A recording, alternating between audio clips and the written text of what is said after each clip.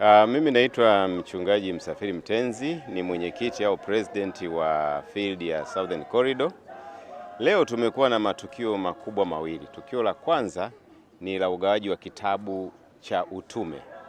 Kitabu cha utume pamoja na maandamano, makusudi yake makubwa ni kuweka awareness kwa watu watambue ya kwamba kitabu hiki ni kitabu ambacho tutakuwa tukikisoma na tukigawa kwa watu.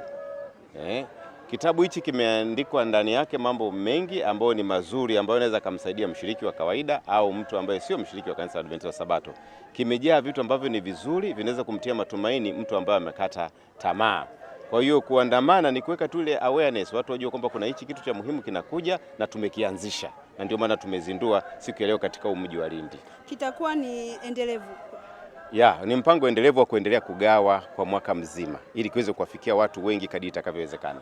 Nadhani leo tumewapatia wachache tu, lakini ni mpango endelevu ambao tutaendelea kufanya kwa kipindi chote cha mwaka huu. Vumilia Sukenye ni APD kanda ya Masasi.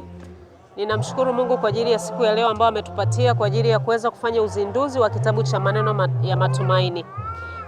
Kitabu cha maneno ya matumaini ni kitabu ambacho tunatamani kiweze kuifikia jamii kama ambavyo tumekiwasilisha leo, ili kiweze kuleta matumaini kwa jamii, kwa watu ambao wamepoteza mwelekeo, wengine hawana matumaini, wamekata tamaa, na hivyo kupitia kitabu hiki tunaamini kwamba kitawavuta watu wengi kuwaleta kwa Kristo baada ya kupata matumaini kwa njia ya kitabu hiki.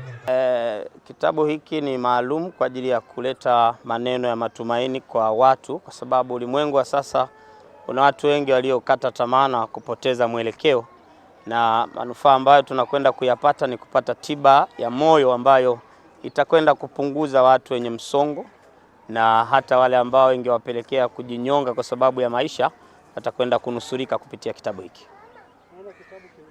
Kwa maendeleo ya sekta ya utalii na huduma za hoteli nchini, Parrot Hotel iliyopo Kaloleni katikati ya jiji la Arusha ni fahari ya Tanzania. Ina bwawa la kisasa la kuogelea na kupumzika kwa watu wa rika zote, mapokezi yenye ubora.